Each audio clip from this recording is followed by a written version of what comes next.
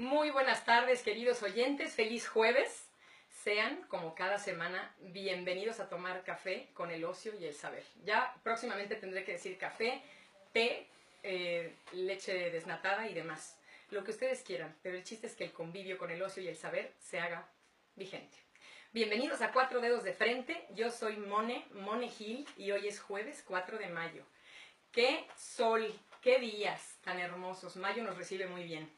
Amigos, antes de comenzar oficialmente el programa y en virtud de que sin ustedes este programa no sería posible, quiero compartir abiertamente la dirección de correo electrónico que hemos creado para ustedes, por medio del que podrán escribirnos, opinar, compartir datos curiosos, recetas, hacer peticiones, darnos retroalimentación, que también es bienvenida, enviarnos notas de interés, etc.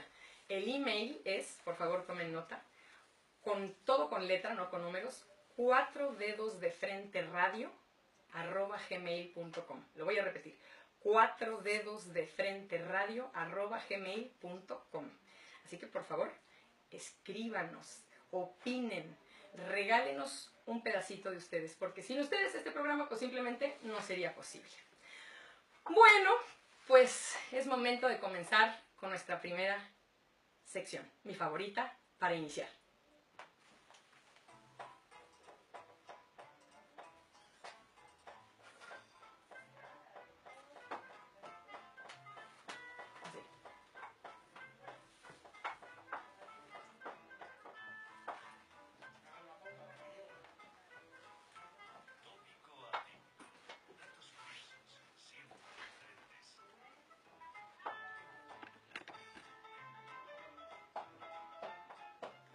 Y que quede muy claro que al decir mi sección favorita me refiero de antesala, porque todas mis secciones son favoritas, todos los segmentos de este programa son mis favoritos y mis consentidos, pero he de decir que para iniciar, hombre, pues me viene muy bien, me gusta.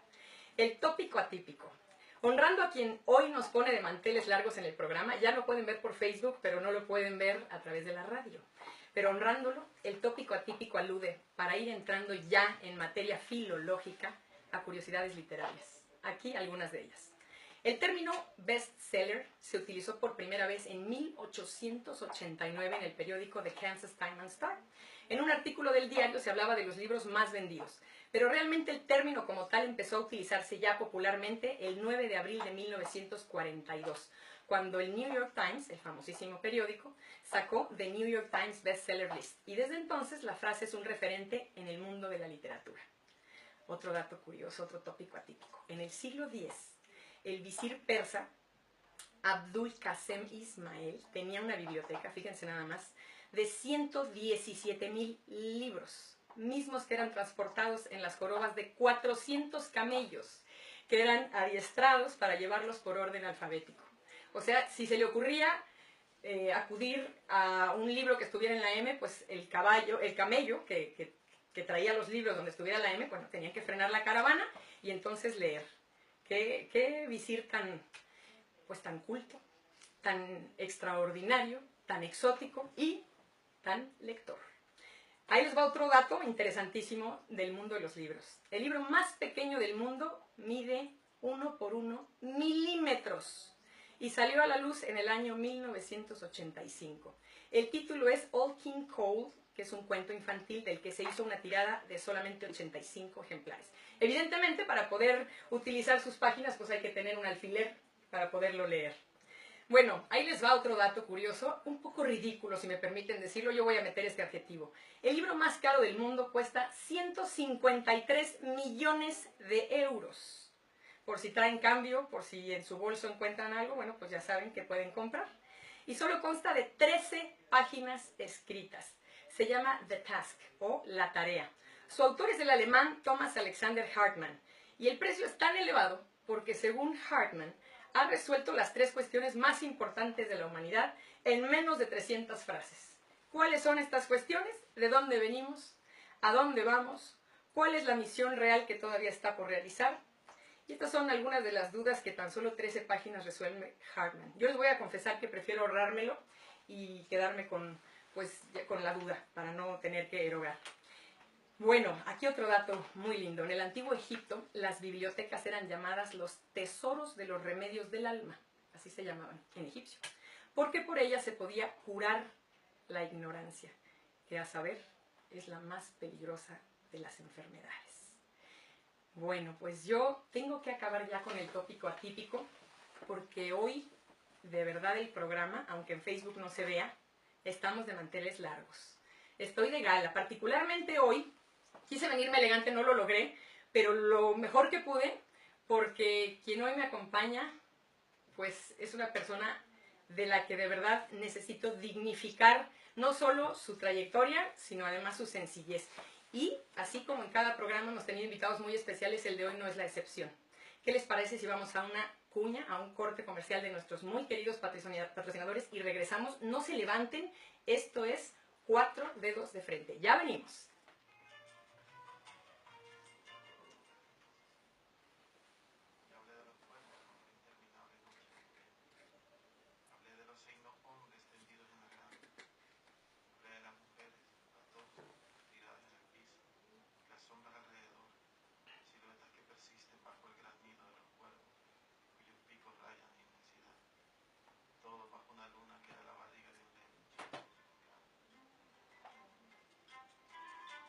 Bueno, pues me podría quedar aquí embelesada escuchando, pero afortunadamente lo tengo presente. Presente aquí físicamente en 4 dedos de frente. Queridos oyentes y espectadores en general, ahora ya lo digo por quienes nos siguen también en Facebook Live, de este programa 4 dedos de frente, el cual encuentra su razón de ser precisamente en ustedes, los sedientos del saber, los hambrientos del conocer y los ávidos de una conciencia más amplia. Hoy está con nosotros Jorge Galán, seudónimo de George Alexander Portillo, nacido en San Salvador hace apenas unos ayeres, en 1973. Conocido y reconocido en el medio literario como Jorge Galán, se graduó como licenciado en Letras en la Universidad Centroamericana José Simeón Cañas.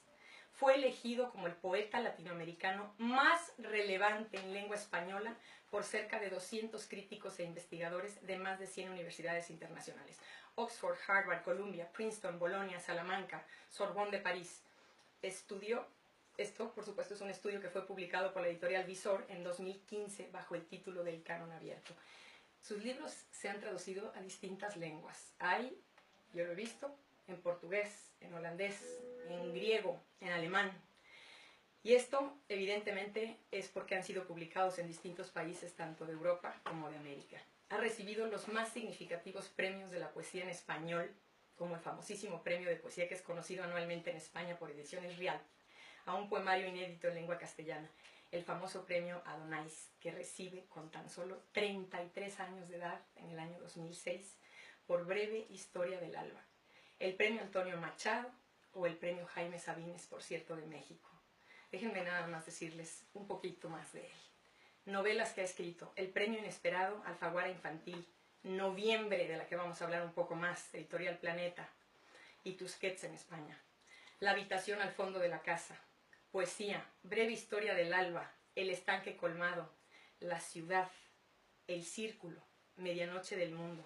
Traducciones muchísimas. De La habitación al fondo de la casa, la tienen en Alemania, en Italia, en Holanda, en Grecia. De antologías, La herida en el sol, Puertas abiertas, Poesía ante la incertidumbre, Un balón envenenado, Solo una vez en la tierra, Resistencia en la tierra, El canon abierto. Podría seguir y seguir, pero la verdad es que lo que yo creo que pasa con ustedes, al igual que conmigo, es que a quien queremos realmente escuchar es a Jorge Galán. Nada más que antes de escucharlo, porque se van a sorprender, entonces no les va a checar, no les va a hacer clic el audio con el video, como decimos, o el vídeo. Es que sí es para mí menester mencionar la cantidad de preseas, premios y reconocimientos que este hombre que está sentado junto a mí ha recibido. Jorge Galán es Premio Real Academia Española de la Lengua por su novela Noviembre en Madrid 2016. Premio Casa de América de Poesía Americana por Medianoche del Mundo, Madrid 2016. Premio Jaime Sabines para obra publicada por El Círculo, México.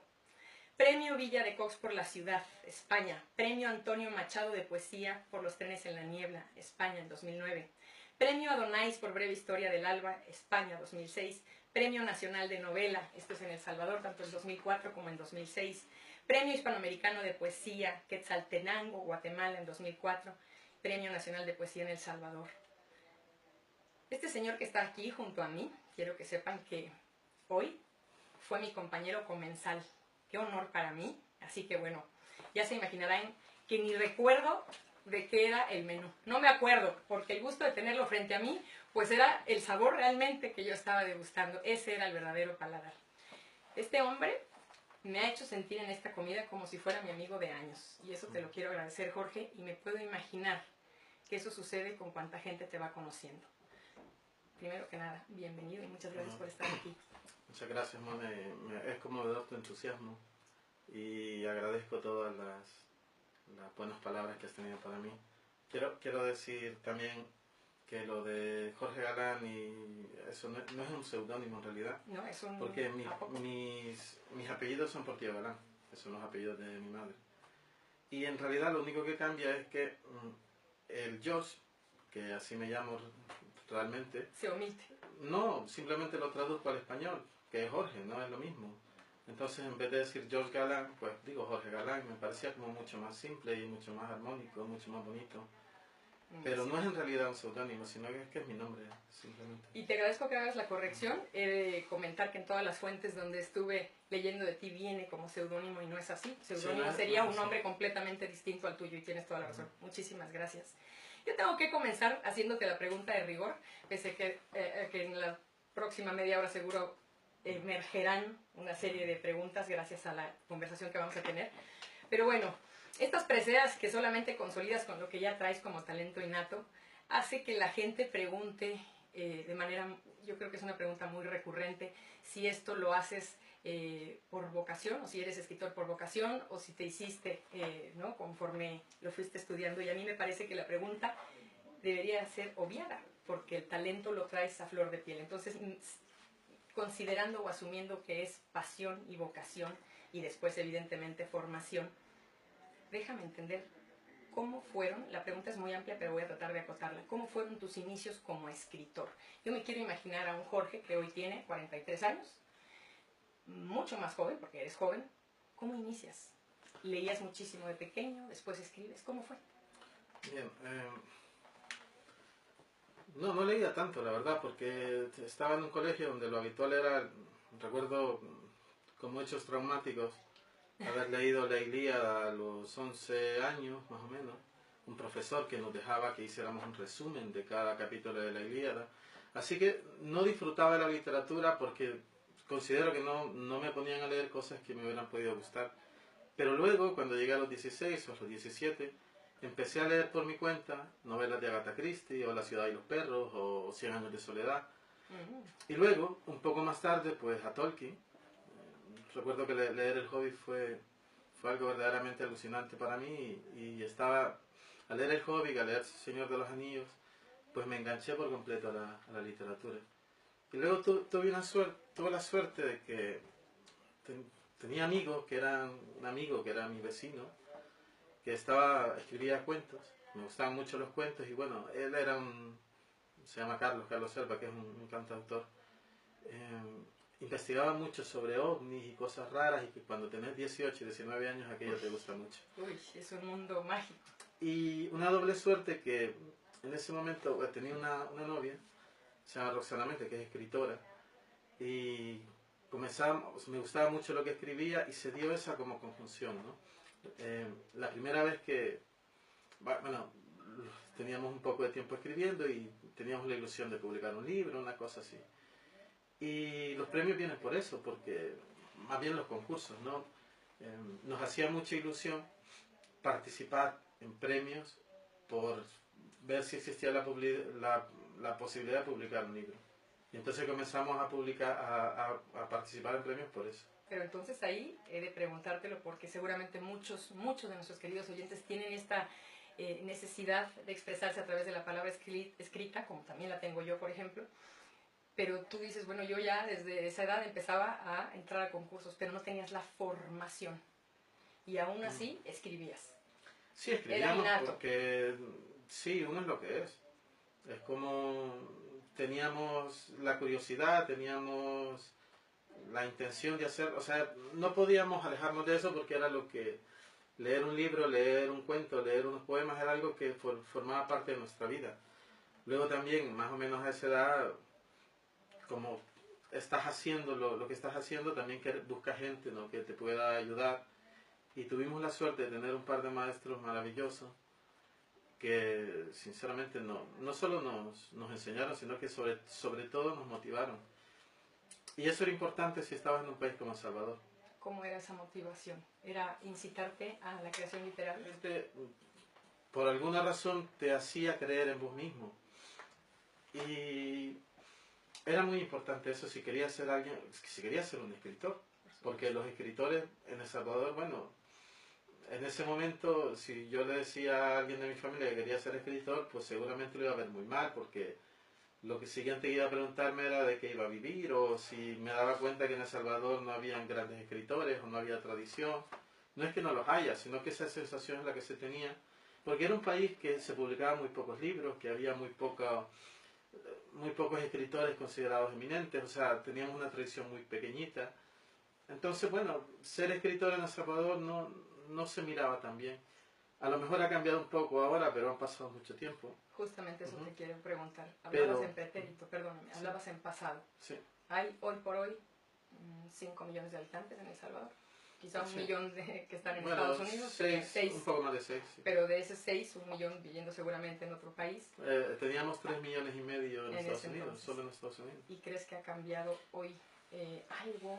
Yo creo que sí, porque si estabas a inicios de los años 90, pues tenías muy pocas cosas para mirar hacia afuera. Pero ahora desde el Internet, pues hay un proceso, hay una visión distinta de las cosas. Claro. De hecho, nosotros nos beneficiamos de eso. Cuando gané el premio Donais, yo mandé el libro para nosotros mandar un libro a España era muy complicado. No era una cosa simple. Pero al abrirse la posibilidad de poder enviar por correo electrónico, bueno, eso te abría las puertas a muchas cosas. Por supuesto, fíjate que yo quiero que te vayas preparando y que la gente se vaya preparando, porque es necesario, es menester hablar de tu niñez, dado que tú vienes de un país en el que, penosamente, lo tengo que decir, pues esta guerra civil Sí. tan famosa ha sido motivo de noticia para el mundo entero. Entonces, ¿qué te parece si vamos a una pausa comercial? Regresamos, no se muevan de sus asientos, o si quieren muévanse, aprovechen, sacudan, y si quieren hasta traigan un cuaderno y apunten, porque muchas ideas podemos tomar de nuestro querido Jorge Galán. Esto es 4 dedos de frente, ya volvemos. Toma café con Monegil en 4 dedos de frente. Bueno, amigos, pues ya estamos de regreso aquí en 4 dedos de frente, con un hombre que tiene como 6, o sea, ya superó al título del programa, y a quien le agradezco infinitamente que esté con nosotros. Yo creo que esta es tu entrevista número 200, porque yo me puse a investigar y bueno, lo han entrevistado y entrevistado y entrevistado y no pierde piso. A ver si después de esta ya pierdes un poco de piso, porque eres sencillez en 2 piernas, cosa que agradezco y que felicito. Gracias. De verdad. Bueno, hasta timidez les diría yo que tiene. Jorge, platicábamos antes de la pausa que, bueno, tu país de origen, al que amas por la plática que hemos tenido en la comida y que valoro muchísimo que sigas sintiendo ese amor por tu patria como lo siento yo también, porque tengo 2 patrias, México y España. Pues viviste la guerra. Sí. La guerra civil es una guerra entre fuerzas encontradas, entre el famoso ejército y el Frente Farabundo Martí para la Liberación Nacional. Y entonces, claro, la sociedad civil fue la que pagó todo eso. Entonces, imagino que tu infancia dista mucho de la de quienes hoy nos escuchan, incluso de la mía. Y entonces, por más que digamos que es fácil ponerse o que tratamos de imaginar, pues ponernos en tus zapatos es complejo. Pero entiendo que la literatura fue, y hay que valorar y enaltecer a aquellos profesores que mencionaste, fue un escape, fue una realidad alterna a lo que vivías. Y entonces la pregunta tendría que ser, ¿hoy reconoces que quizá te encauzaste en la literatura a manera de catarsis de lo que de niño viviste a través de tu poesía, de tu narrativa? A ver, cuando comenzó la guerra yo era pues un niño, ¿no? Y poco a poco me fui dando cuenta de lo que sucedía, pero por extraño que pueda parecer, aunque claro, hay escenas terribles que vivimos todos, Pero no todo hay cosas absolutamente horrorosas que viviste, que viste, que sufriste, pero también teníamos uno aprende a vivir, aún en una guerra. Y si bien éramos niños, bueno, teníamos nuestras propias maneras y nuestras propias cosas aún dentro de la guerra. No todo era terrible. No. No todo era terrible. Y luego, habían cosas que no te dabas cuenta. Por ejemplo, una cosa muy simple que me gusta contar. Una vivencia. Había mucho racionamiento de electricidad. Y a veces, pues, no había electricidad y ya está, no había. A luz de vela. Pero a mí me encantaba cuando mi madre sacaba una barbacoa y hacía la comida en el patio en la barbacoa. Para mí aquello era maravilloso y era como una especie de aventura distinta, ¿no? Claro, yo no entendía que había razonamiento de electricidad porque había un enfrentamiento, habían derribado unas cuantas, no sé, o la presa había arribado, no sé qué. Sí. Lo que vivías era que estabas en el patio de tu casa con tu abuelo contándote alguna de esas historias que solía contarme él, y bueno, vivías ahí, ¿no? Era una especie de pequeño picnic. O cuando había toque de queda, que para mí al principio era muy emocionante porque vivíamos en una casa que tenía 2 habitaciones que daban hacia la calle y otras 2 que estaban al fondo de la casa. Ya veo por dónde va una novela por ahí. Entonces, era muy emocionante porque yo vivía en la casa de mis abuelos con mis tíos y mi madre. Y cuando eso sucedía, todos teníamos que dormir en esas 2 habitaciones. Entonces se ponían algunos colchones en el piso y todos dormíamos ahí. Era el búnker, digamos. Ajá, y eso era emocionante si tenías 8, 9 o 10 o 11 años. Por supuesto. Sí, claro, lo hacías así porque habían enfrentamientos. Vivimos un par de ofensivas donde la ciudad era un estado de guerra, pero de alguna manera aprendías a vivir en aquello y no son, sí hay un poco de todo, hay recuerdos terribles pero hay recuerdos muy bonitos y yo recuerdo esos días como bastante, había cierto grado de emoción porque cuando ibas al colegio te pedían llevar a víveres por si te quedabas atrapado y encontrabas una especie de extraña aventura en todo aquello. Entiendo. Ajá. Entonces, no todos son recuerdos terribles en la guerra.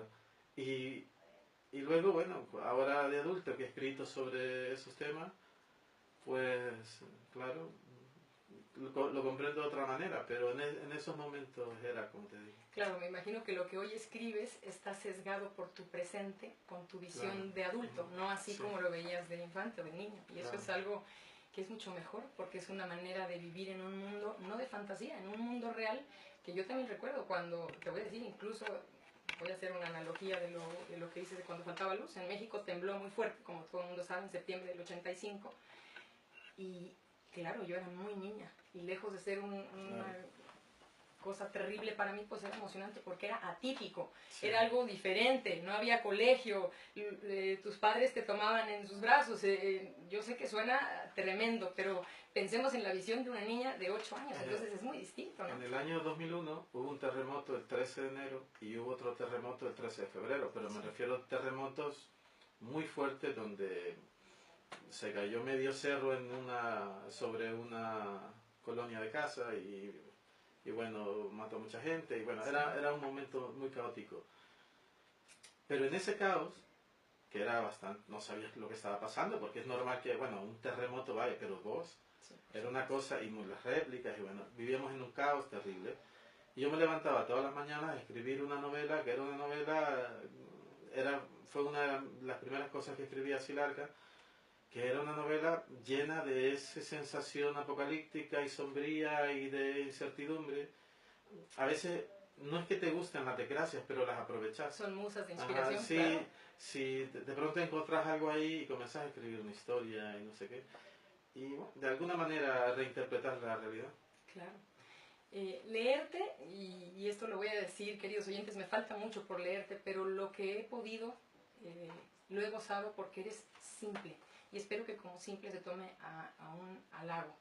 Hace unos minutos mencionabas que Tolkien, que El Señor de los Anillos era de tu fascinación. Y esto me encanta porque rompe todos estos paradigmas, si me permiten decirlo, que son un tanto snobs. cuando le preguntamos a alguien, ¿y qué libro te gusta? Y entonces nos salen con literatura sumamente sofisticada, ya no digamos Dostoyevsky, digamos algo sumamente sofisticado, hasta Kafka, qué sé yo.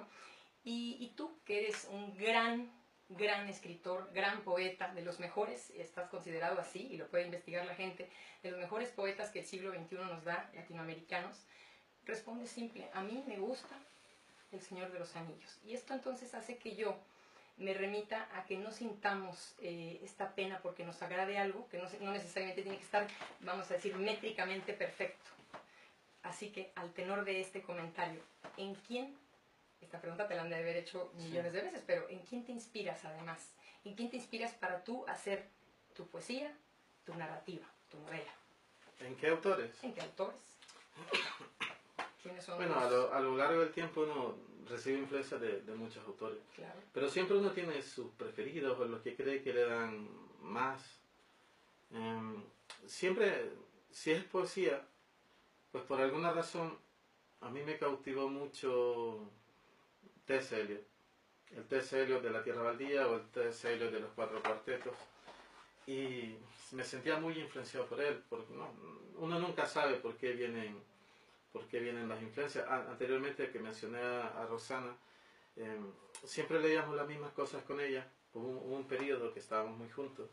Y recuerdo que a ella le gustaba mucho Rilke, y yo leía Rilke, y pues a mí Rilke no conectaba conmigo. O a ella le gustaban mucho los japoneses y se veía reflejado en lo que ella escribía. Y bueno, yo leía a los anglosajones, o a Octavio Paz, o a Alexandre, y me decían muchísimo más. Me decían mucho y conectaba mucho con ellos. Al final puedo decir que T.S. Eliot, siempre que vuelvo a él, siempre me aporta algo, siempre me dice algo. Me gusta mucho que hay una esencia de la poesía que se mantiene en él, una esencia de lo que la poesía verdaderamente es. Y eso me gustaba mucho. Cuando mencionabas antes a Tolkien, las historias de Tolkien, Tolkien era un estudioso de muchas cosas, ¿no? Así es. Y cuando uno lee la biografía de Tolkien y se da cuenta que el hombre leía las sagas islandesas en islandés, con sus amigos, con C.S. Lewis y esa gente, pues te encontrás que estas personas, al sumergirse en ese mundo de la mitología, se sumergían obviamente en el mundo de la poesía la poesía antigua, una poesía que tenía mucho que ver con la evidencia, con estas cosas, ¿no? Y eso me gustaba a mí. Por eso también Tolkien me parecía que al leer esa historia estaba leyendo, es mitología, inventada por él, pero mitología al fin y al cabo, pero que mantenía ese tipo de esencia. Sí. Y eso me cautivaba mucho. Y sigue cautivándome ahora mismo, a pesar de cuando lo leí tenía 20 años, ahora tengo más del doble de esa edad, pero sigo encontrando ese sabor que encontraba en ese momento y sigue fascinándome. Eso me encanta escucharlo. Si te hablo de un Neruda, por ejemplo, que todo el mundo conocemos, que lo tenemos todo el mundo a flor de piel y todo el mundo lo menciona, ¿tú sientes alguna? Evidentemente has mencionado a Elio, pero yo la pregunta que te haría es, en el español, en tu lengua, en el castellano, ¿qué influencia encuentras? ¿O te sentiste alguna vez como, uy, cómo me gustaría escribir como este autor o como esta autora? ¿Cómo me encantaría plasmar algo similar? Que hay autores... A ver, Neruda, yo llegué a un punto en que tuve que dejar de leerlo porque a los 20 años quería ser Neruda. Y leía absolutamente todo lo de Neruda. Y luego me pasó lo mismo con Octavio Paz, que leía absolutamente todo lo de Octavio Paz. Y quería un poco abandonarlos porque es natural que comences a copiar cuando estás comenzando a escribir y querés que escribir como un autor y lo copias un poco, ¿no? Pero si no lo dejas a tiempo, es que tratar de convertirse en ese autor, bueno, una cosa es la influencia y otra cosa es la copia. Y llegó un momento en que decidí dejar de leerlo porque, bueno, me influenciaba demasiado. En un momento donde yo tenía... Formación todavía. Ajá, sí, no tenía una voz propia y todo eso. ¿Cuándo adquieres esa voz, Jorge? Pues no sé exactamente. Yo diría que comienzo a ser un poco yo desde El Estanque Colmado, o desde La Ciudad, que es un libro de 2010, 2011, lo escribí. 35 años. Sí, porque lo demás es, bueno, es un proceso largo esto de escribir poemas. Y luego en narrativa, obviamente, García Márquez es como una influencia muy, muy, muy fuerte creo, para todos los novelistas hispanoamericanos. Disfrutas el detalle. Sí, García Márquez, bueno, también es algo que me El pasó así, realismo ¿no? mágico. Que hace tiempo que no quiero leerlo por eso, porque, bueno, me pasó como Neruda, que siempre es que García Márquez, bueno, hay una cosa ahí que te atrapa mucho, ¿no? Ahora puedo decir, si me preguntaras sobre mi influencia en narrativa, siempre mencionaría Faulkner, que casualmente también yo llegué a Faulkner de la mano de García Márquez, que Uno te lleva a otro. claro, fue como el maestro de García Márquez Así es, su luego, inspiración. sí.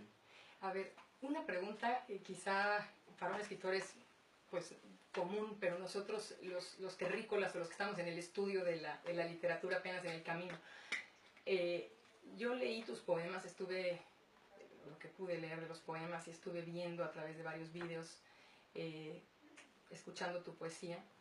Y entonces se dice fácil ser poeta. Todo el mundo se inspira con un atardecer, con un amanecer, con el perro que pasó, con la guerra, con... Sin embargo, hay una técnica, hay una métrica, hay cuestiones ya de estudio.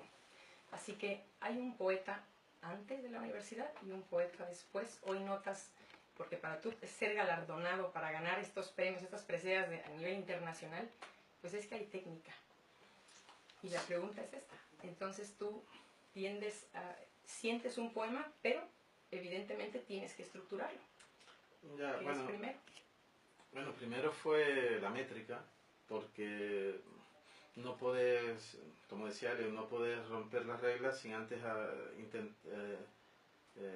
dominarlas, ¿no? Por supuesto. Entonces, pues yo, si ves mis primeros trabajos, mis primeros libros, pues todos son como el dominio de la métrica, muchos sonetos, muchos alejandrinos, octosílabos, lo que sea. En parte porque, bueno, los maestros que mencioné antes, David Ernesto Marenco y Francisco Andrés Escobar, que yo leía muchos poemas con ellos. Leía, por ellos leía a Miguel Hernández, por ellos leía a Lorca, por ellos leía bueno, tantísima gente. Entonces, pues uno de los énfasis al inicio era eso, el dominar la música, que es natural en un poema, y para dominarla, bueno, tenías que trabajar mucho. Y solo entonces, porque el verso libre hay que comprender, bueno, es obvio que el verso libre tiene que llevar música, que no es... Por supuesto. Tan anárquico. Sí, o sea, hay una anarquía controlada como el jazz. Así es. Pero si no estás consciente de eso, entonces escribís prosa y prosa cortada. Y una cosa es la prosa cortada y otro es el ritmo de la poesía. Que no fue fácil, me llevó mucho tiempo llegar al verso libre. Mucho tiempo. Pero bueno, es lo normal, ¿no? Es lo normal en todo, que llevas años aprendiendo una técnica y ya luego pues vas avanzando un poco. Sí, la pregunta refiere también o alude a que de pronto todos tenemos este momento de inspiración y entonces como decía anteriormente, nos sentimos poetas y entonces creamos cierta rima y no nos percatamos que, como bien dices tú, los alejandrinos, que son 14 sílabas. 14 sílabas. Entonces, bueno, pues ahí entra ya una estructura y entonces como que se quiebra. Lo que yo no quiero es que los oyentes se desilusionen, simple y sencillamente que si traen este talento innato, esta sed de escribir, que lo hagan y que lo hagan sin métrica por ahora, sería el sistema. Y después que entren en materia de estructura. Lo que pasa es que la música, si lees a ver, si estás queriendo dominar eso, obviamente hay que leer a los escritores antiguos, ¿no? A Darío, a Neruda mismo, con los 20 poemas de amor, o el hondero entusiasta, para poder comprender sí, la métrica. O sea, hay que estudiar un poco para comprender la música. Los músicos lo hacen, evidentemente. Es matemática. Sí, o sea, hay que entender la música porque el poema sigue siendo música. El poema es eso, ¿no? Es eso. Jorge, ¿eres más poeta que novelista? Ahora no sabría decirlo, antes siempre pensaba que sí, pero llegado a este punto, pues no lo sé. Creo que un poco se ha equiparado de ambas cosas. Me gusta contar historias, siempre me gustó contar historias. Lo que pasa es que me era más fácil antes escribir una novela, aprender a escribir una novela no es fácil. A ver, cuando la métrica pues te nace, a lo que aprendes a dominarla, es decir, a que tu pensamiento se exprese de la manera que es correcta con la métrica. Claro. O sea, puedes escribir métrica y no decir nada o decir una tontería, pero que tu pensamiento, lo que estás pensando, la visión del poema, coincida con un alejandrino, Ahí está. pues entonces eso es como un poco aprender a dominarlo. Sin que se rompa la inspiración, eso es donde yo pienso en los Porque dos hemisferios. escribir versos de 14 con métrica, bueno, eso puedes hacerlo porque es oficio o talento o algo así, pero que ya lo hagas conscientemente y tu expresividad pues sea la adecuada, entonces ya eso es un poco más difícil. Y a eso me refería con aprenderlo. Que claro, y la novela, bueno, sí me llevó mucho tiempo también tratar de escribir historias, pero escribir, aprender cómo se hacía antes de llegar del momento a publicar un libro, pues me llevó muchos años. Ya lo creo. La pregunta es porque somos, quizá, yo tendría que sacar un porcentaje, pero me voy a atrever a decir que los que queremos ser lectores o somos lectores, en su mayoría nos enfocamos más a la narrativa, a la novela, que a la poesía. Me imagino que hay una audiencia más pequeña para la poesía. Sí, creo que es normal. Yo también lo creo. Y además vivimos ciertos momentos en nuestra adolescencia donde estamos enamorados o nos rompen el corazón y entonces acudimos a la poesía a manera de bálsamo o a manera de catarsis o algo medicinal o a lo mejor para hacernos encajar más duro el cuchillo también, ¿no? Esta poesía desgarradora.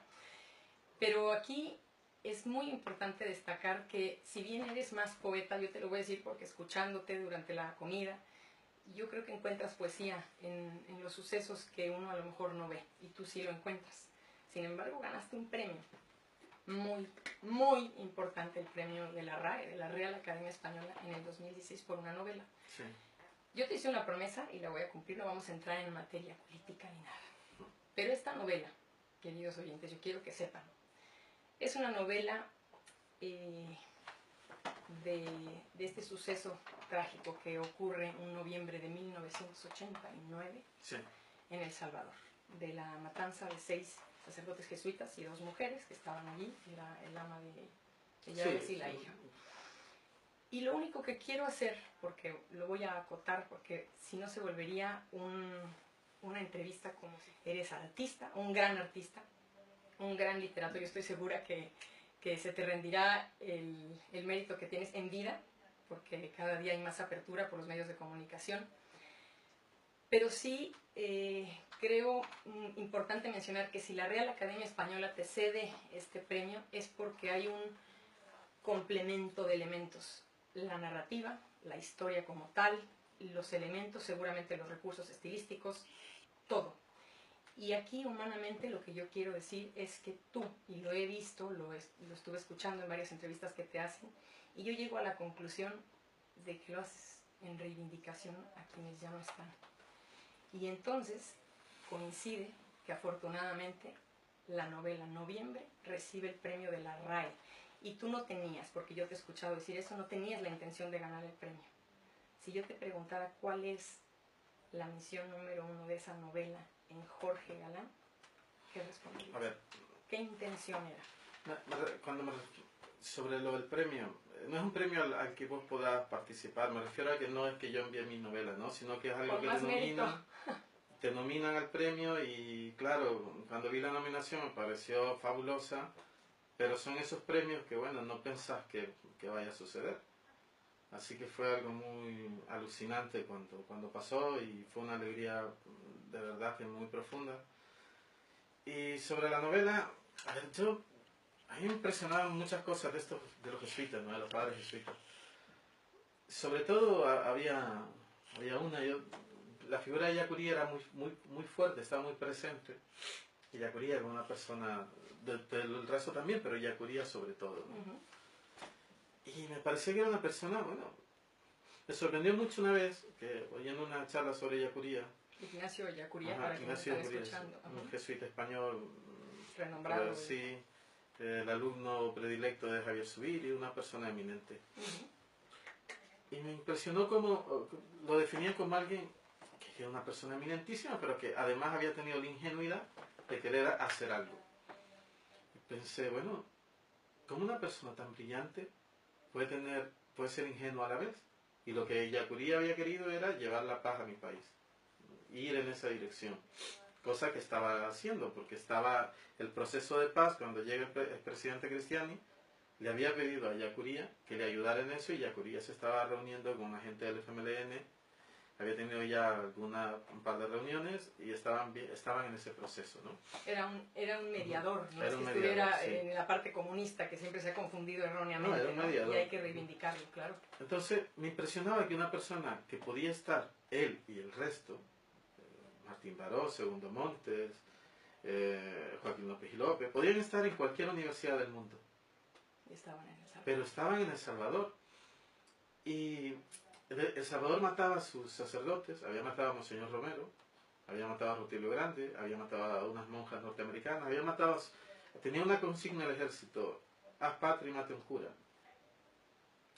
O sea, era real, el peligro era real, y sin embargo ellos estaban ahí, y estaban con la gente, y estaban queriendo hacer algo por la gente.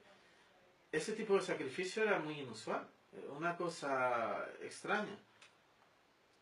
Y luego en la universidad hay un pequeño museo, un museo de los mártires, que yo había visto más de una vez, y un día me di cuenta de una cosa que me impresionó.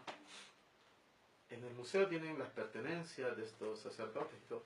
Me parecieron unas pertenencias tan íngrimas, tan pobres de verdad, tan casi miserables, que me di cuenta que realmente eran personas que habían vivido lo que habían predicado, que estaban ahí y estaban de esa manera y vivían para trabajar y con un sacrificio, y yo me daba cuenta de que quería contar esa historia. Quería contar no la historia del asesinato, sino la historia de ellos, de estos hombres. Obviamente el asesinato es parte de esa historia, pero quería centrarme en ellos. Entonces, lo que yo quería, en definitiva, y respondiendo a tu pregunta, era volverlos a la vida, porque eran un informe. Vamos a dejar con un pendiente en el tintero, que es leer Noviembre o cualquiera de tus novelas. Yo creo que Noviembre, porque no es un tema nada más nacional, no es un tema que atañe a El Salvador, atañe al mundo entero, y más hoy con la conjugación, con la apertura que hay, con que estamos, aunque hay muchas, digamos, encuentros partidistas, no partidistas, separatistas, no separatistas, pero hoy tenemos apertura, y yo creo que este caso es una analogía de lo que puede pasar a nivel mundial. Sí, así que, perdóname. Sí. No, es un caso de lesa humanidad, ¿no? Un asesinato cometido por el ejército de mi país, que a día de hoy permanece impune. Sí.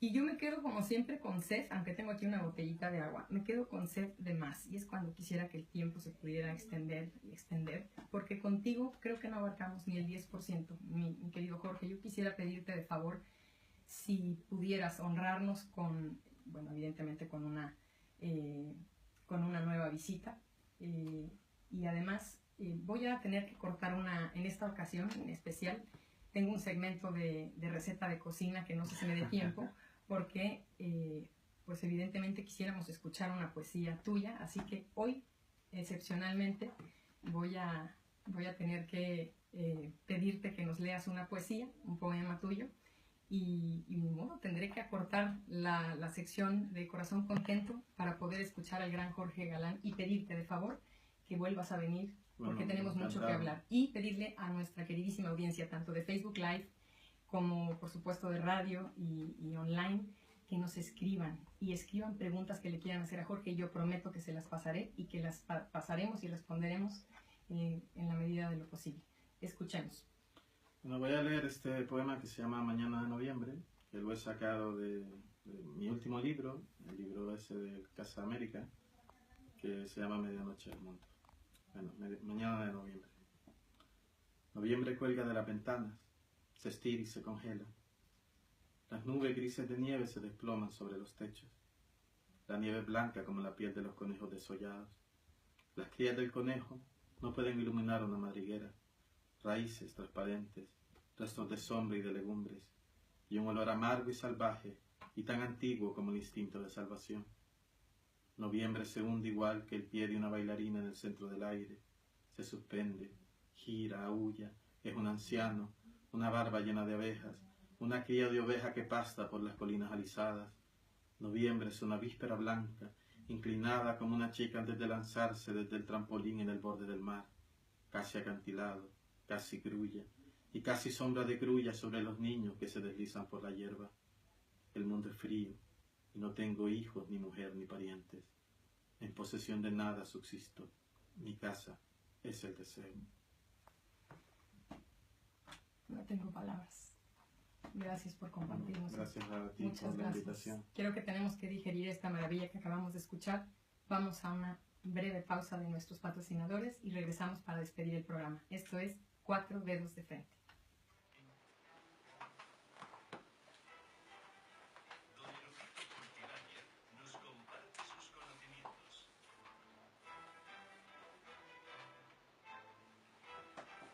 Bueno, a ver, queridos amigos, oyentes de Cuatro Dedos de Frente, yo sí quiero ser muy clara. El segmento de cocina, el segmento de comida, lo vamos a publicar en Facebook Live. La receta que nos hicieron favor de compartir en esta ocasión es una receta libanesa que es el tabule.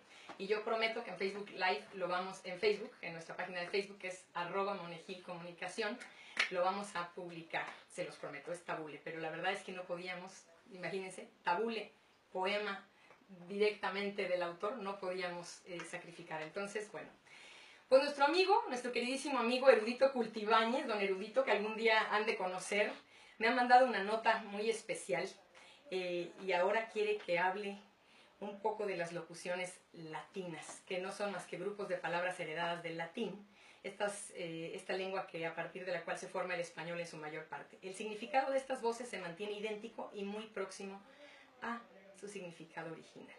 Es preciso tener en cuenta que el latín fue la lengua de la ciencia y la cultura en Europa hasta el siglo XVIII, también de la lengua de la religión y del derecho, de modo que no debe sorprender que algunas de sus manifestaciones pues permanecen vigentes en el idioma español culto. Yo creo que todos queremos a veces acudir a este recurso y es preciso que hoy precisamente mencione que algunas de las locuciones que escribimos o pronunciamos lo hacemos de manera incorrecta, por el traslado de usos preposicionales que hacemos o bien por el ejercicio de traducirlos de manera un poquito aproximada. Voy a darles un ejemplo de algo que yo debo reconocer también hacía. Es común decir lo hizo de motus propio, en el sentido de lo hizo por su propia iniciativa. Pero la expresión correcta en latín es motu proprio, por lo que lo correcto sería afirmar lo hizo motu proprio, no de, quitar el de. Lo hizo motu proprio. Entonces ya podemos decir así, lo hizo por su propia iniciativa, sin la preposición de. Mismo error cometemos si decimos, por ejemplo, lo recuerdo a grosso modo. No es necesario a. Lo correcto es decir, lo recuerdo grosso modo, no a grosso modo. Tendemos mucho a traerlo al presente, pero si vamos a respetar el latín, respetémoslo como tal y quitemos estas preposiciones. Y no es a grosso modo, es grosso modo. Y muy rápidamente voy a dar unas 3 locuciones latinas para que si quieren hoy irse mucho más cultivados, bueno, ya con Jorge Galán ya nos fuimos, pero en las nubes ya nos fuimos llenos de poema, de poesía, de narrativa y de vivencias. Pero bueno, ¿qué tal si le metemos a nuestra cartera personal de acervo 3 locuciones más? A priori lo utilizamos mucho, pero vamos a entenderlo. Previo a.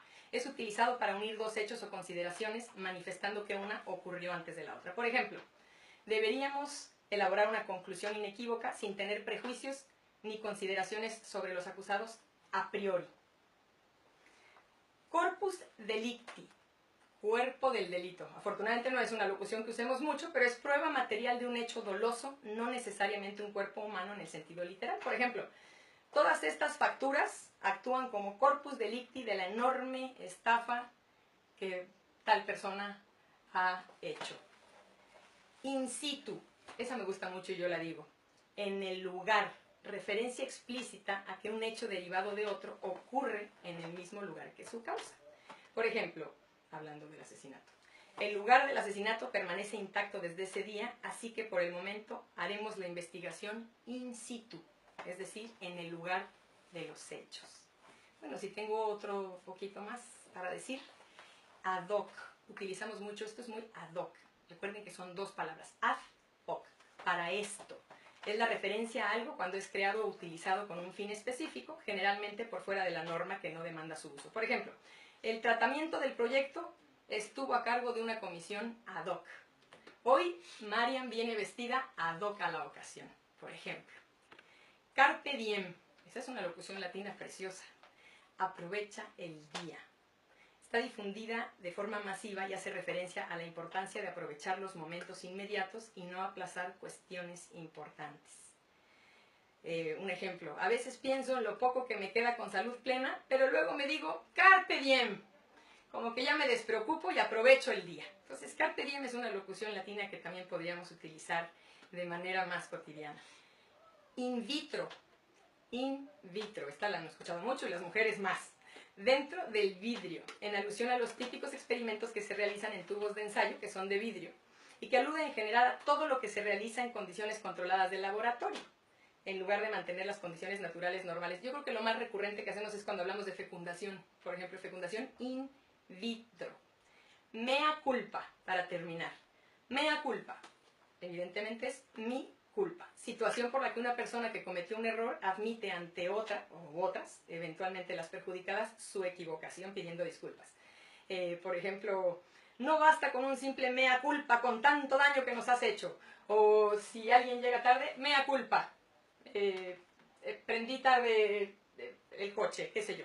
Así que bueno, es indispensable que tengamos, creo yo, esta sed por que nos llevemos algo del programa. Yo no les pido que se lleven todo lo que hoy escuchamos porque es difícil, pero sí les pido que guarden lo que más les haya gustado y que lo hagan trascender. Muchísimas gracias por estar este jueves 4 de mayo con nosotros. Gracias a mi queridísimo Jorge Galán, gran poeta, gran escritor. Esto fue 4 Dedos de Frente y nos escuchamos y vemos la próxima semana. Adiós, gracias. Gracias.